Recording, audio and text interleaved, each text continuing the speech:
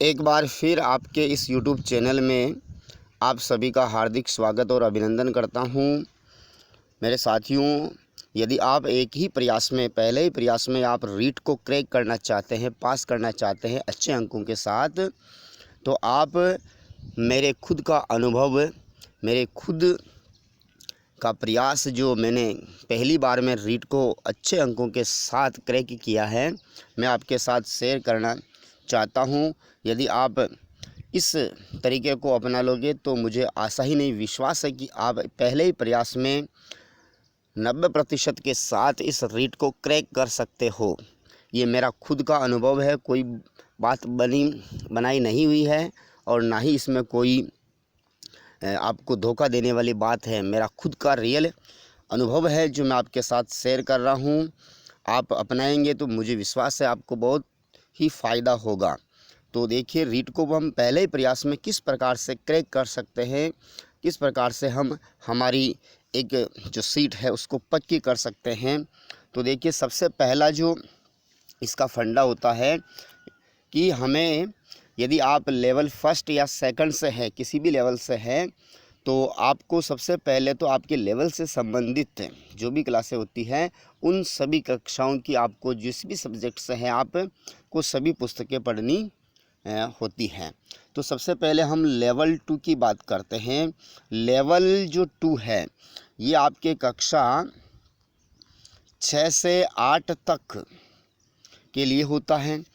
तो मैं आप सभी से विनती करना चाहता हूं कि जो मेरे भाई बहन, जो मेरे साथी लेवल 2 की तैयारी कर रहे हैं, उनको पहला काम ये करना है कि वो कक्षा 6 से लगा करके, कक्षा 6 से लेकर के कक्षा 10 तक की जो भी आपकी जिस भी सब्जेक्ट से आप संबंधित है उन सभी पाठ्य पुस्तकों को आप अच्छी तरह से पढ़िए। एक एक शब्द को आप पढ़िए। यदि आप सामाजिक विज्ञान से है, एसएस से है, तो 6ठी से लेकर के 10वीं तक की जितनी भी आपकी एसएस की बुक है उन सभी को आप अच्छी तरह से पढ़िए।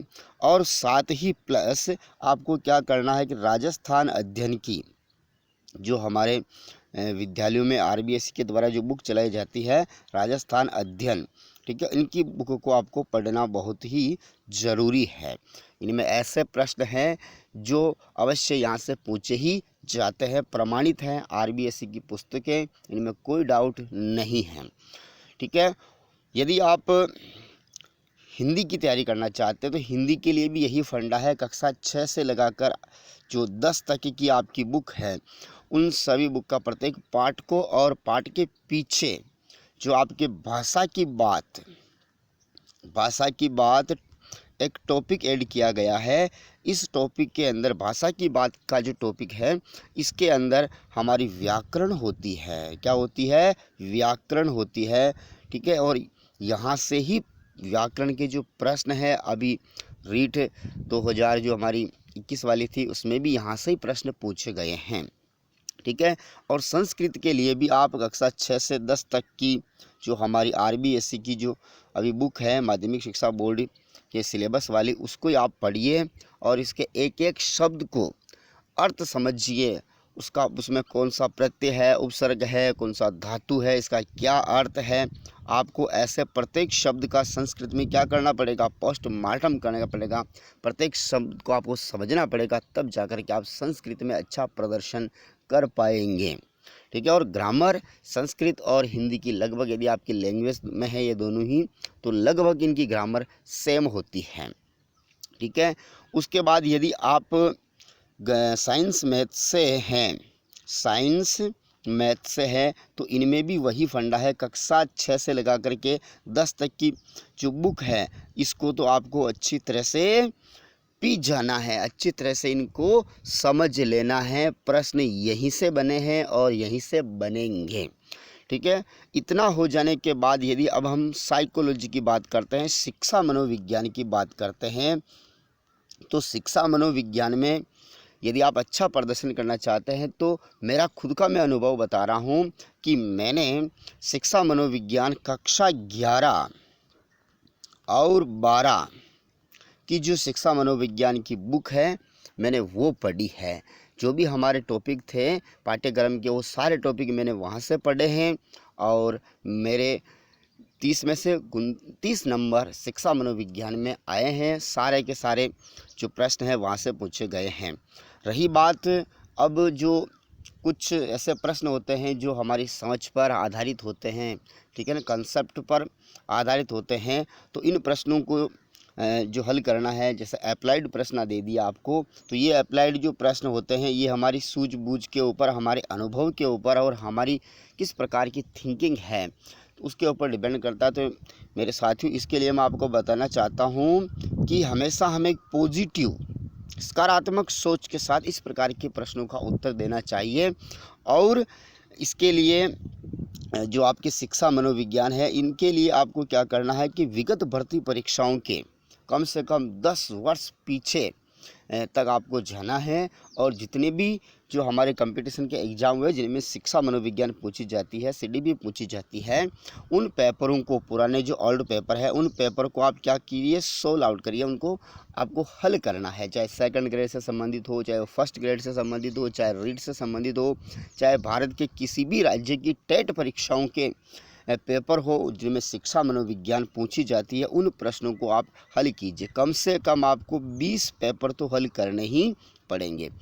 तो आपका क्या होगा कि इसे एक शिक्षा मनोविज्ञान के प्रति सकारात्मक सोच के शिक्षा मनोविज्ञान किस प्रकार से जो है वो अप्लाई की जाती है और किस प्रकार से शिक्षा मनोविज्ञान को पढ़ना चाहिए और किस प्रकार के शिक्षा मनोविज्ञान में प्रश्न बनते हैं, इनकी जानकारी आपको हो जाएगी। ये मेरा खुद का अनुभव है जो मैंने आपके साथ में शेयर कर रहा हूँ और मैंने खुद ने यही जो है तरीका अपनाया था और मेरे अच्छा रिज़ल्ट इसमें रहा था।